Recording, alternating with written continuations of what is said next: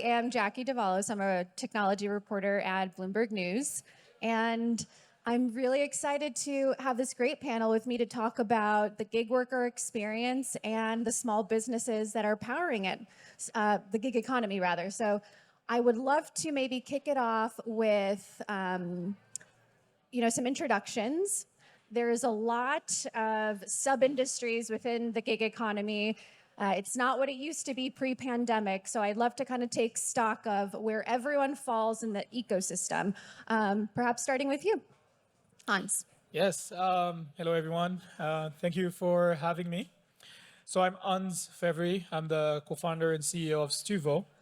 And Stoovo, I should introduce Stoovo as well. So Stoovo is a navigation platform for delivery workers. Also, we're helping gig workers. So we're based in San Francisco, and we are hoping to make the delivery system more efficient for everyone. Great. Why don't you describe what your company does and maybe where you fall within the gig economy ecosystem? Awesome. Hi, everyone. Thanks for having me. My name is Piers Mainwaring. I'm a co-founder of Everee. We were originally started as a payroll company doing payroll for hourly workforces on a daily basis. And what we found was that the technology we built was a great fit for the gig space. And so we've actually been able to leverage that technology to act as a payment processor and a compliance platform for a lot of gig companies, platforms doing gig work. So yeah, we're more in like the gig space, handling payment processing, compliance, classification issues, things like that. Hey everyone, this is Nav here. I look at last mile delivery for Walmart. Basically, when you order on the Walmart website or through our other clients, our team builds the platform that enables gig workers to go out and deliver the groceries or the goods to your home. Hi, everyone. My name is David. I'm one of the founders and CEO of Para. At Para, we're building what I call a personal dispatch system for each individual gig worker. What we realized a couple of years ago was in an old life, I'd worked at Uber, but when I worked at Uber, maybe 20% of drivers worked on Lyft, no Uber drivers worked on DoorDash, no DoorDash drivers worked on Instacart. And we had this realization that COVID forced this behavior change where we noticed a lot more drivers were working on a lot more apps. Companies such as Walmart now have a new offering, and we just realized that even in gig driving alone, last mile, pharmaceutical, e-commerce, B2B, marijuana, returns, pickups, et cetera, hospice, there's more options than ever before. And if you're a driver, it's too complex to navigate all of that. So what we're trying to do is build a system where you can access all of your work in one place and put you in charge of your work. And that's what we're trying to do. Great. Thank you, everyone. So maybe before we really dive into the nitty-gritty of how you guys offer, a wide array of services to the gig workers and how that actually works out in practice, I would love to kind of hear a little bit of the state of play post-pandemic.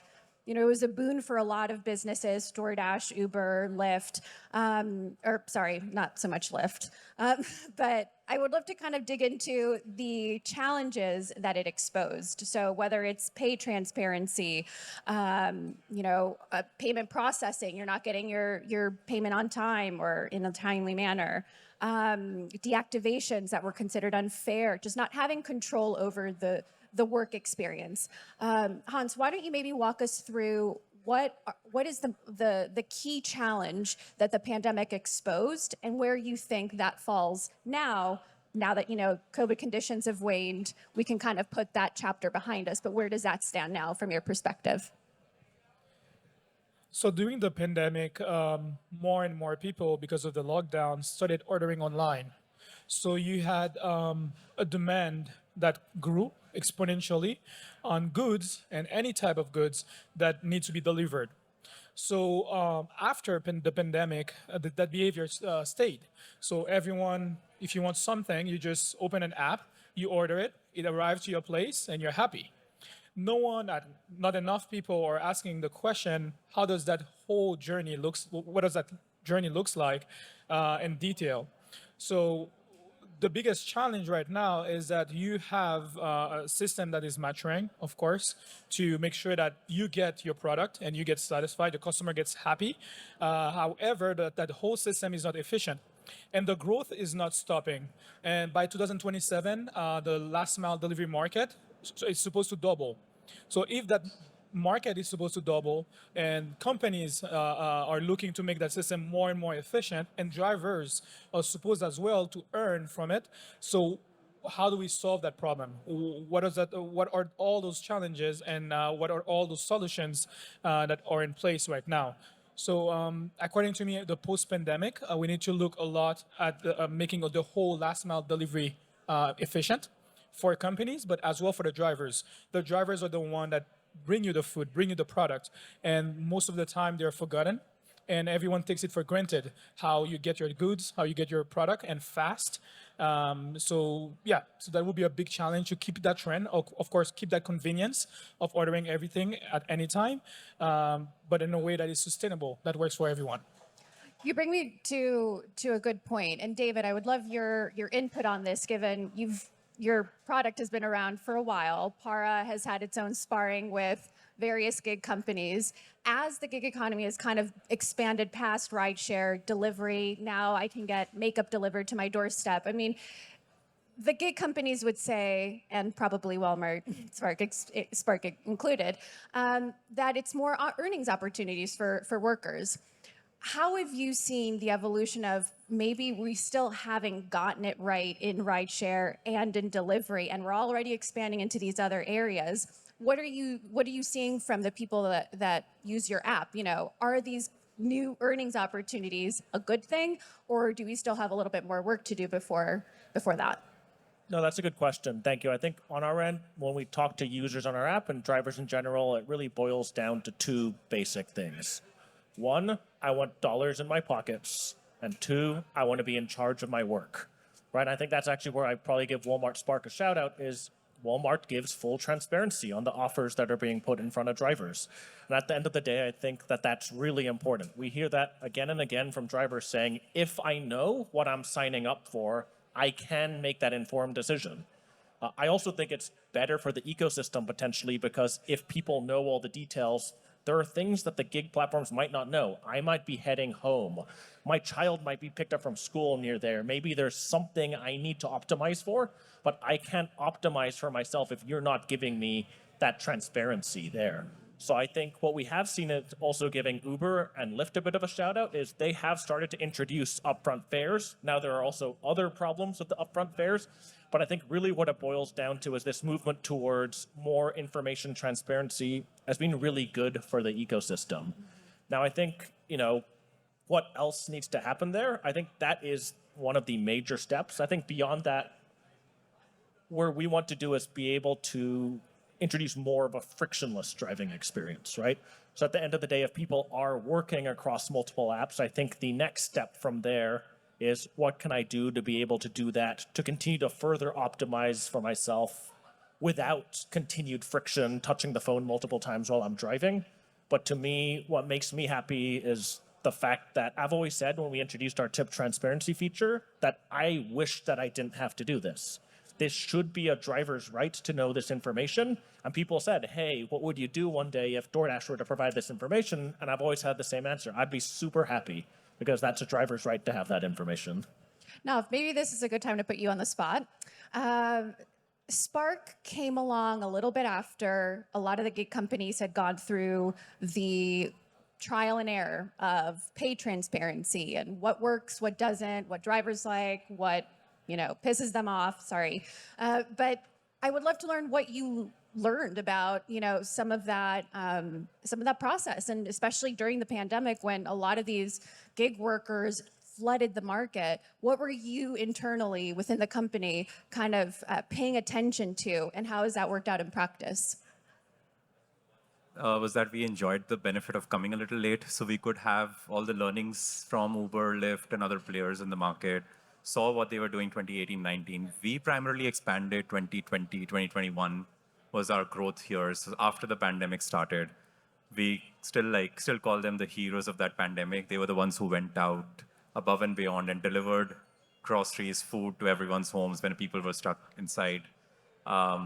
We used some of those learnings and to do things like the tipping is a great example.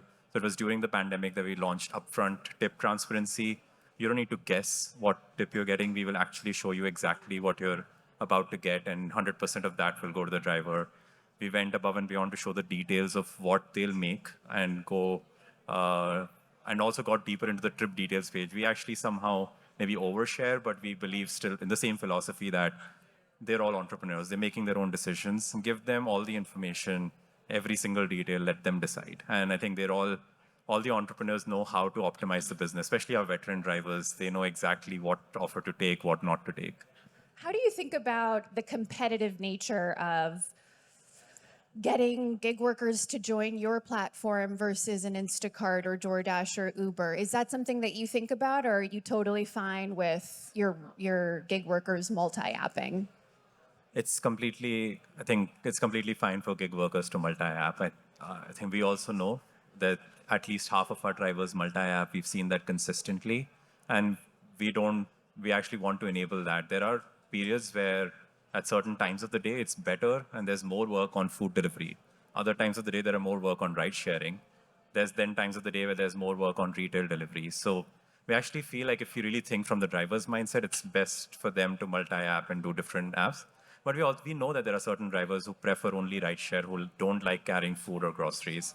So I think apps and how we should all design our work should be for all types of drivers. There are types of drivers who are like unilateral, only one app, and then there are other drivers who want to do all.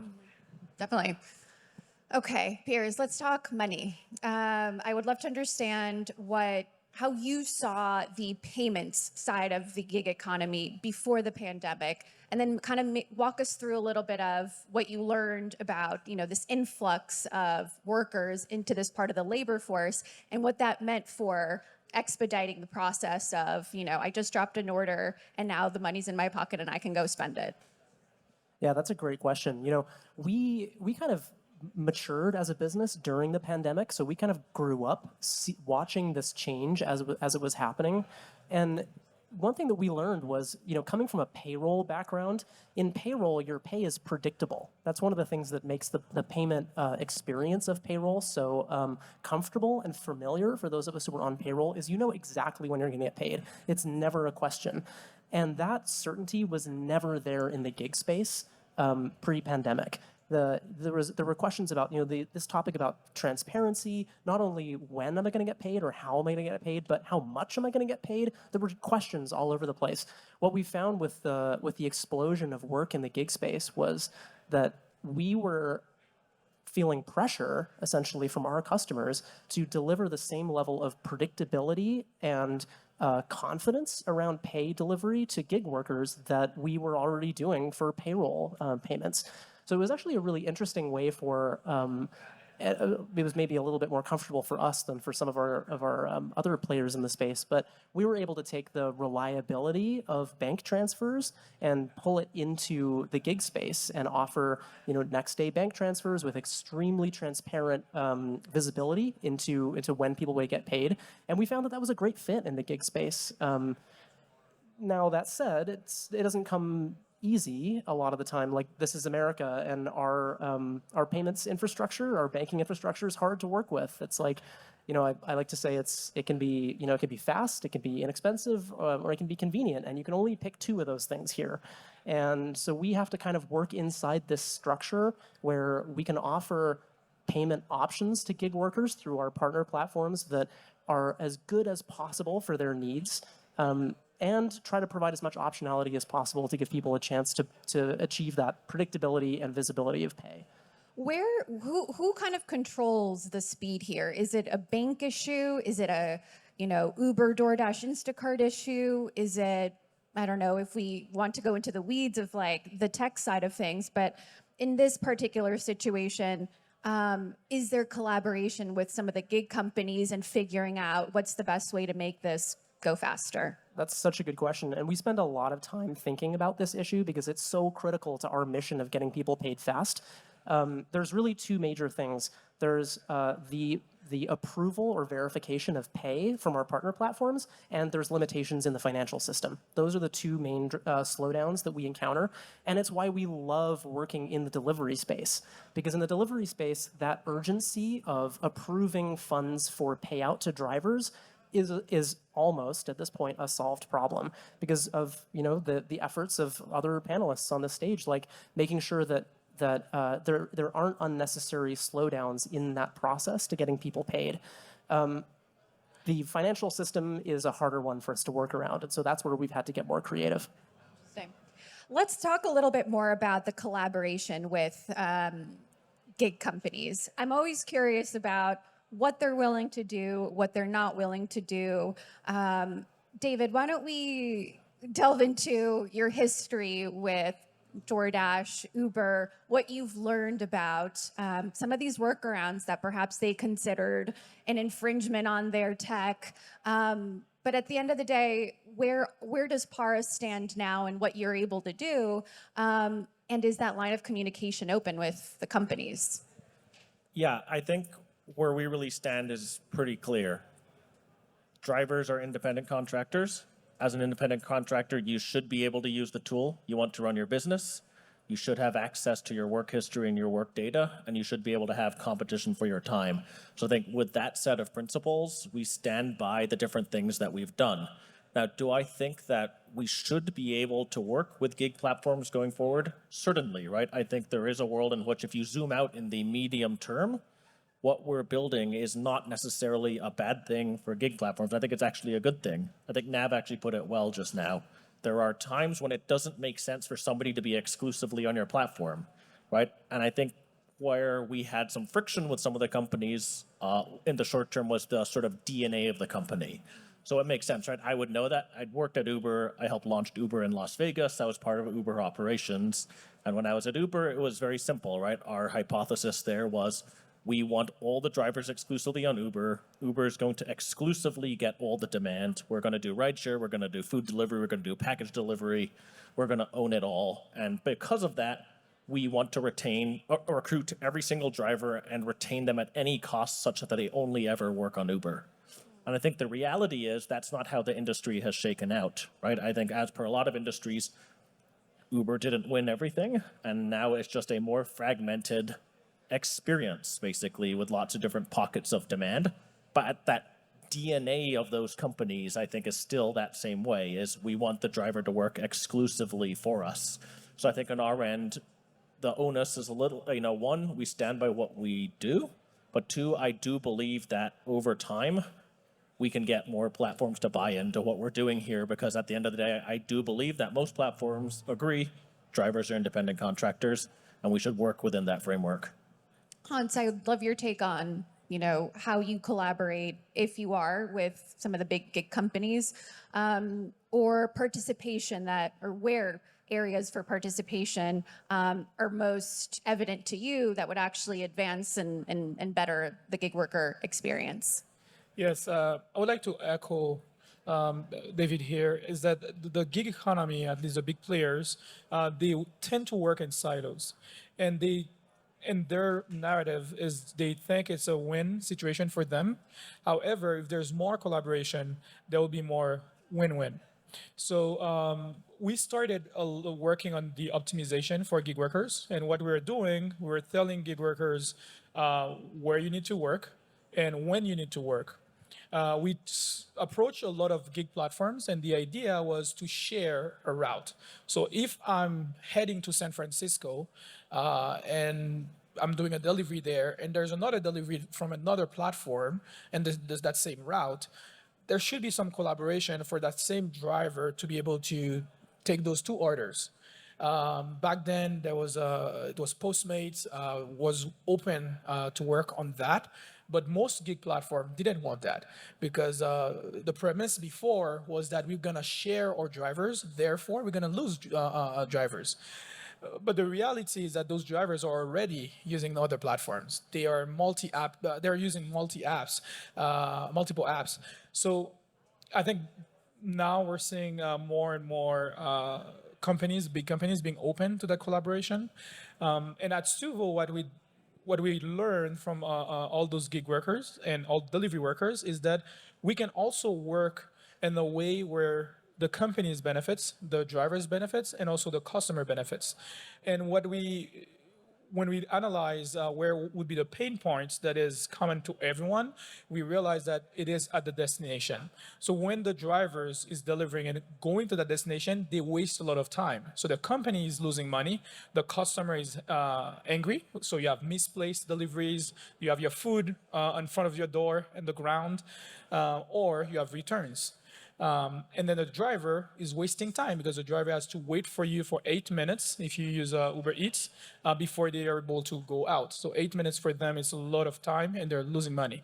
So we decided to work with all those gig platforms, all those delivery companies by offering our intelligence to make that process more efficient. So the company will win, the driver would win, and the customer will be happier. So there is a way for all players to work together. And do you see that collaboration across rideshare and delivery, or is there one where it works better than the other? For now, we focus more on delivery, so we see that collaboration happening in the delivery space. Nav, I would love to get your take on what the next leveling up for Spark looks like. So I think even Uber and Lyft, DoorDash, Instacart, maybe less so on the delivery side, but certainly for rideshare, there's been this change of tune really about how companies think about their labor force, their gig workers. And Uber, in their earnings calls described itself as a driver-centric company. So the realization that, we really do need to care for our drivers. Their driver shortage was a great example of what happens when you don't prioritize that. How are you thinking about kind of the next step for improving the experience? Is it kind of partnering with some of these smaller, nimbler startups that kind of help the multi-apping process? What does it look like? One thing that's core to our business, right? We are at the end building a service for our gig workers and drivers, and the drivers are customer here. So typically for any customer-focused, customer-oriented company, usually like when we build our roadmaps to try to figure out what we're doing next, it's a driver telling us what they're doing next. Because they're very vocal, they're out there on social media, on YouTube, building videos and recommending, okay, this is the next frontier, this is what this app should do, this is what this app should not do. So hearing from the drivers actually like really helps us figure out what we're doing next. And when it comes to partnering, yes, I think there's a lot of problems out there that we still need to solve for the gig workers. We can't always do it by ourselves or alone. And there's a number of companies out there that we can partner with. A lot of companies partner with each other also to solve some problems together. There's a lot to be done in this space. Well, I mean, you recently, Walmart, the move with DDI and kind of taking that on, how has that, improved the platform? Could you maybe talk about, I think that happened in August. What's that progression looked like? Like it goes back to the same thing. We were hearing from our drivers and gig workers that having two different companies to work with did not work well for them. Sometimes they had to call for a certain issue on one phone line, or for other things, reach out to another company.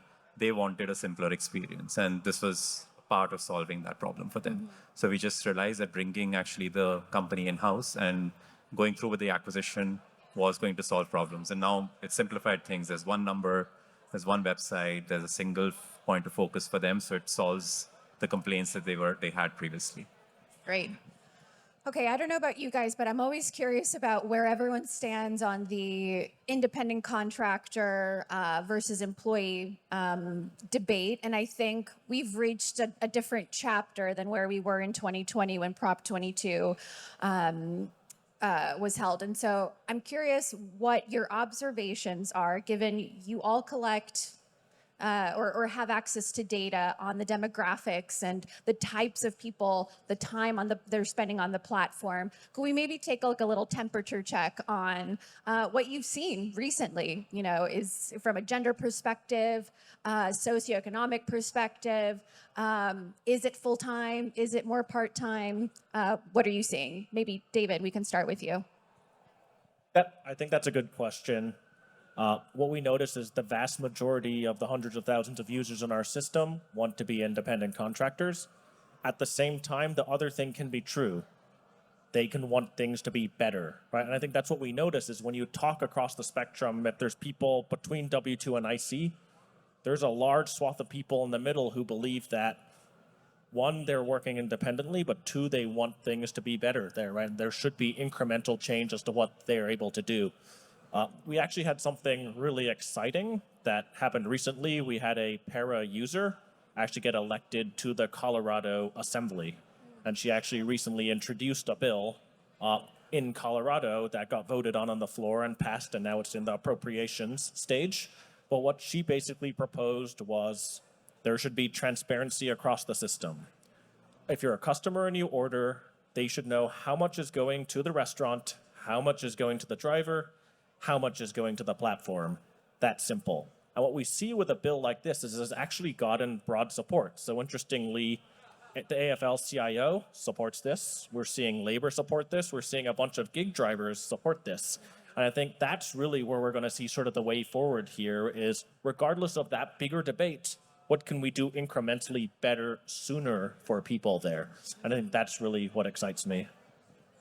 Piers, I'm curious about your stance on this, given your business relies on gig workers kind of being independent contractors to a degree. How do you think about that side of the debate? Yeah, I love this question because we have two sides to our business. One side is payment processing for gig platforms, and the other side is actual payroll.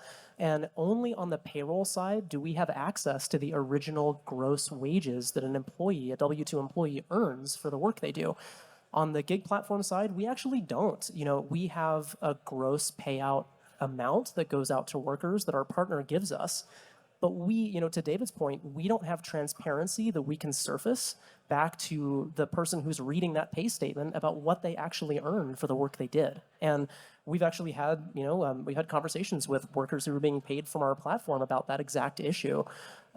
It's interesting for us to kind of be straddling the line between the W-2 world and the 1099 contractor world, because we actually work with gig platforms who operate in a blended classification world where they have they either work in geos or they have specific client contracts that require them. This is the staffing space commonly to staff with W-2 employees, and so they actually have individuals working on both sides of the house. They have different workforces, but we're handling both sides, and it's really interesting for us to see how the expectations of what shows up on your pay statement is really different in the two worlds. I would just echo David's statement that I think that there is progress to be made here, and we're hearing that from workers that the more transparency and the clearer that we can get in the gig world as to what people are actually earning and how that turns into real pay, the better.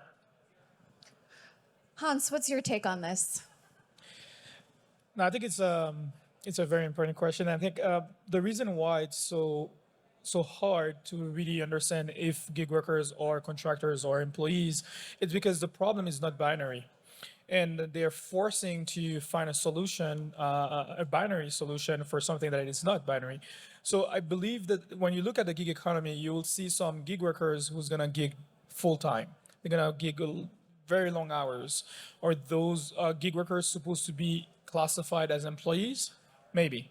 But you're also gonna see some workers who gonna gig probably several hours a day, and then probably for a whole full month, they won't gig anymore. Are those contractors?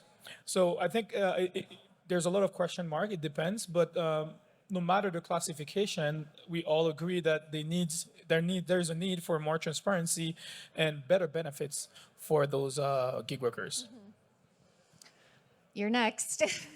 How are you thinking about this? Every gig company has their own regulation and public affair. I mean, a whole machine dedicated to lobbying for this kind of issue. And I'm curious where Walmart stands on it, and if you see that evolving, especially because in some states it is still up in the air. I think one thing we consistently hear from our drivers is they're here for the flexibility and to own their own work, right? So people who are using a gig economy platform are here for a certain reason. But something unique maybe about Walmart is we have both types of workforces. We do have employees in our stores, who are working in the stores on an hourly basis, as well as have gig workers who use the Spark Driver platform. There are two types of people. There are some people who want flexibility. We have seen examples of people who've mentioned that they used to have a job before, and now they're a gig worker, and they have that flexibility and they enjoy it. We've even seen the reverse. We've had some drivers who've gone on to work in a store, and they wanted stability, and now they've left gig work and gone to become an hourly employee. I think right now what we're seeing is there's a world for both of them. There's a world for flexibility, and there's a world for stability. Maybe that's a good spot to pivot to everyone's favorite topic nowadays, artificial intelligence. And I think it has a place in the gig economy, and what shape that takes, I think, is still yet to be seen. But giving you guys touch various parts of the ecosystem, you know, the predicting of payments, or what is the most efficient from, you know, the algorithms behind payments processing and the speed attached to that. Para, you know, having access to the different types of earnings opportunities and apps. I mean, I would love, and maybe this might be a little too still pie in the sky to wrap our heads around, but bear with me. Does artificial intelligence have a role in the gig economy in the space that you operate? And what does it look like? Why don't we start with you, Hantz? Yeah, great question. Especially before in my previous life, I was at Google. I was leading the AI research team for the Google Assistant. So right on. So You may know a thing or two. yeah, so I think definitely. First of all, AI is not something super complex, right? If you're talking about Chat GTP or all those stuff, AGI, then of course it's way more advanced. But you can have machine learning, very small machine learning, to make a small prediction about the pay of the worker, or and we're using also AI on several of our projects. But I think if you look at the since you talk about payroll, yes, one of the biggest problem is how much will I earn? That is a question that the worker would like to answer. If I work right now in San Francisco at 8 p.m., how much can I earn? What is the maximum earning? So definitely there's enough data right now to use AI and share that data with the worker. For us, we're doing that right now at Stoovo. We don't need to wait for Uber or all those big companies to give us that data to be able to surface that to the worker. On the company's front, you can also make a lot of prediction, and they're already doing that, demand prediction, etc. So definitely, I think AI has a big role there, and I think AI is already playing a big role in the gig economy. Great. Piers, what's your take on AI? Yeah, I think this is a really cool question. The space that we operate in is not just in payment processing, but also in compliance and compliance tools for our platform customers. And one of those places that the compliance issue shows up is in onboarding new workers. So I mean, this is a huge one on the W-2 side, but focusing more on the contractor side, there is still a question of onboarding workers in a compliant way, making sure that their taxpayer information is captured correctly, that they're providing certifications wherever is needed, like all those different topics about making sure that someone is eligible to work on your platform. Many times what we see is that this is like the hardest nut to crack for a lot of our clients. They spend a ton of time and money building processes and technology in their platforms to solve this issue. This is a place that we've seen some opportunity in our platform, since we offer compliance tools as well, to be able to plug in an AI model, some sort of AI-based technology that allows us to be able to provide those answers as to work eligibility and catch issues sooner upstream before they become problems for a CS team or a legal team to have to sort out later. That's great. I might follow up with you again, because as we approach tax season, it's not the sexiest topic, but the tax rules for gig workers has changed. And I mean, I have one W-2 that I need to submit, and even that process feels overwhelming. I cannot imagine what it's like for people that have various tax forms, but maybe we can kind of touch on the nitty-gritty of that in a bit. But why don't we head to you next on how you think AI will, I don't know, impact Spark's platform, if it has a place in it? What do you think? Yeah, I think in general, Walmart has been working on things related to machine learning models and so for a while now. The company's been investing in that space. Our belief is we need to use these ML models to power our workers better. We consistently use a lot of these features to figure out when should we come, when should we pick up, when should a driver be picking it up, how do we find the right driver for the right trip. So these models, I would say the purpose of having them is to ensure that we can make lives easier for these gig workers. And there's more to be done here. I think there's more ideas that we can implement to make life easier for them. Right. So robots aren't taking over people's jobs anytime soon. I think on the customer side too, right? There's always this world of preference. People still like when you're delivering a full basket of food and groceries with milk, eggs, having somebody properly take it out and take care and drop it to you at your door. That's a really important part that we keep hearing from our customers too. And at the same time, there will be a small list of customers that don't care about them and will eventually prefer a world where they're getting it through a drone flying in the sky. But we'll see this world evolve. But right now, we consistently hear from our customers on how important getting their groceries delivered in the right way is. Great. David, what's your take? I see two buckets and how they feed into each other. The first one is routing and pricing. The second bucket is how we can build a more perfect and beautiful system using AI. Could you repeat that last bit? How we can build a more perfect and beautiful system using AI. So on the pricing and routing, I think it's obvious. You can have, dispatch. Dispatch logic is a hard problem. And I think AI will be able to do some of that more efficiently in a way that makes sense. The second part of that is pricing, right? And I think you heard on sort of the latest Uber earnings call reference to the fact that if a driver is not taking a trip, it's because Uber hasn't priced that trip correctly. But I think what you're starting to see is probably using some more AI to take into account a bunch more inputs that would help to price trips in a better way. Why I reference that second bucket, to have a more perfect or more beautiful ecosystem, where I think is important is to have a more perfect system, you need the input of all the parties involved. And that's where I think it starts to get interesting, is if you can have the input of every single driver, of what that driver is hoping to accomplish and what their sets and preferences are, and you can take those and fuse that with the pricing and the routing, that's when on an ecosystem level, you can actually truly build something that is a more perfect and beautiful system. And I think that is what maybe the optimist in me hopes that AI can get to. Well, I'll echo that optimism. I'm curious what your thoughts are on, is there a world in which the gig companies collaborate on making the gig worker experience better?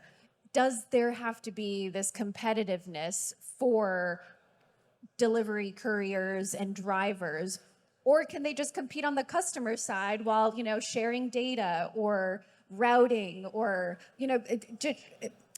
working towards sharing what could have an impact on the workers themselves without maybe eroding the competitive edge on the consumer side? Is that too idealistic, do you think? What do you think? The short answer, I think definitely it's realistic. I also think two things. The first is that the gig economy as we know it is pretty nascent, right? Mm-hmm.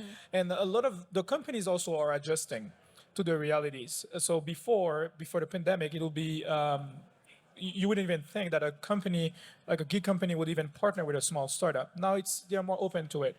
The second point, I think, definitely,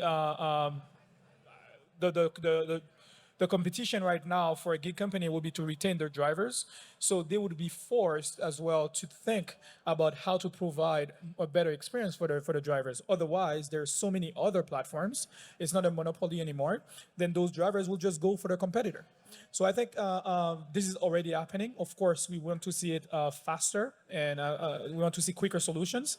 But I think there is a world where the gig companies can collaborate to improve the experience of their workers and all partner with other players to offer a better solution to them. David, why don't we actually hop back to you on that point?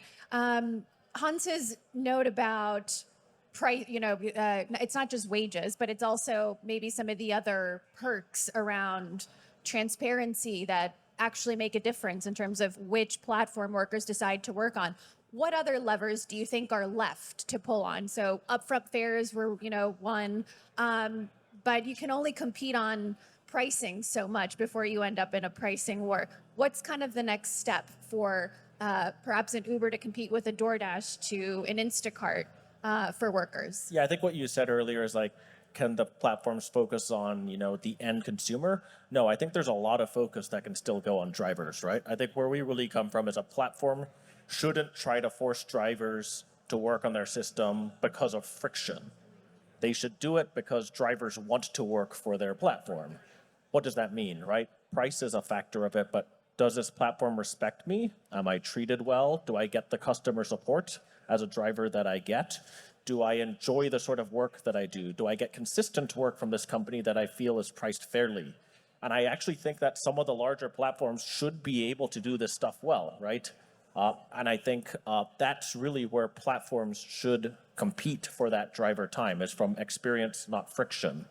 Now, if I sort of zoom out a bit, I think, where does this all go for sort of platforms? Back to the optimism point, I do think if you plot like every single gig trip that's done in a city on a matrix and look at how all of that is being filled, it is super, super inefficient right now, right? So I do think that there's a world in which everybody can win. And maybe this is sort of the vision that Hantz mentioned earlier, and that is one that I also share and that really drives what we do, is that there is a world in which there is so much inefficiency in the system in which customers can probably get a lower prices, drivers can make more money, and the platforms can drive a lower marginal delivery cost. The problem that's missing from that is that coordination layer that allows people. There's also an environmental benefit, right? And we're already starting to see a little bit of that with some of the work we're doing with some of our partners, right? So we do e-commerce deliveries for our direct-to-consumer. These opportunities come into our app for a direct-to-consumer delivery company. We also have another partner on our app who does returns pickups, right? So that for Rent the Runway. I could use that.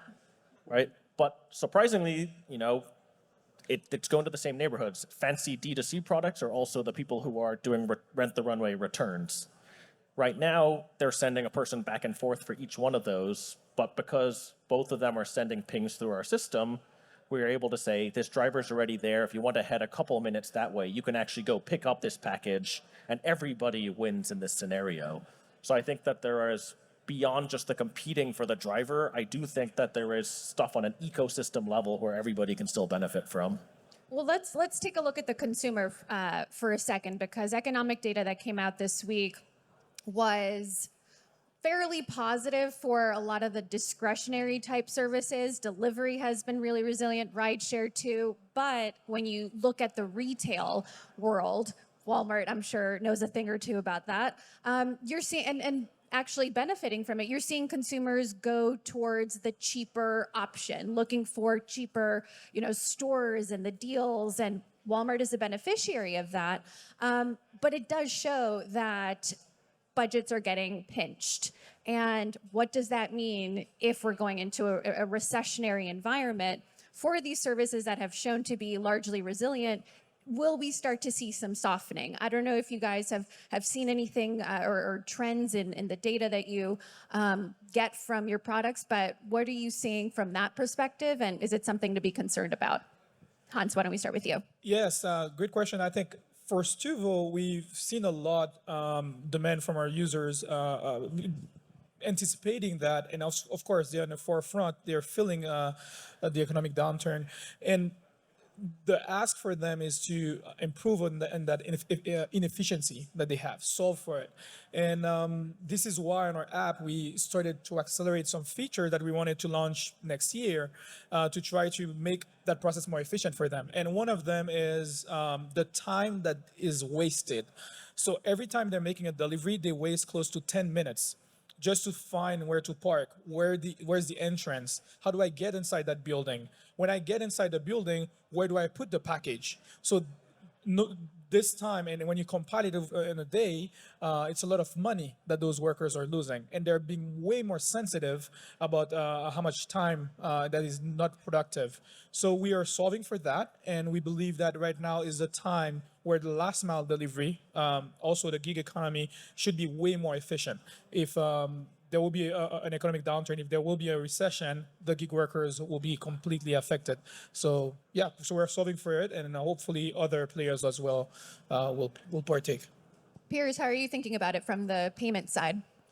Yeah, it's interesting. Like I think it shows up in two ways for us. The most obvious way is it shows up in the payment volume of our customers, right? Our clients, if they're tightening the belt and they're trying to find ways to operate more efficiently, we would see that in payment trends. The other way that we see that is if there's less availability to cash on the worker side. We actually have some exposure to workers, to contractors from a support perspective, because we're the ones who are handling the money until it arrives in their accounts or on their cards. So we actually internally call this the "where's my money" problem, where we're actually we are exposed to that kind of sense of urgency and concern from the workers' perspective. So we actually feel that really viscerally in a softening economic environment. How are you thinking about a recessionary environment as it relates to the Spark platform? Yeah, I think you talked a little bit about the overall retail environment, and we've also even recently updated our outlook, and we know the consumers' wallets are tighter as a whole. There's a little bit of ambiguity in the second half of the year, but I think as a delivery platform per se, I think this is maybe more of an opportunity for us to win. Both our customers is looking for that everyday low price, which Walmart excels in, as well as these gig workers are looking, their wallets are also tighter now. They're looking for ways to earn more money, to have a job and then do some extra work in the evening. So I think this is actually maybe an opportunity for a platform like ours and other platforms too, to actually step up and solve problems for both the gig workers and customers. I know we're a bit over on our time, but David, maybe we can end on a more positive note since you're our panel optimist here. If you could describe the gig economy in 2023 in one word, what would it be? And if you need a second to think, I can always pick on Hantz first. Expanding. Ouch. Okay, what's your word? I think it's continues to be flexibility is what people will look for. Creative. I would say efficient. Wonderful. All right, folks, there you have it. Thanks for joining us.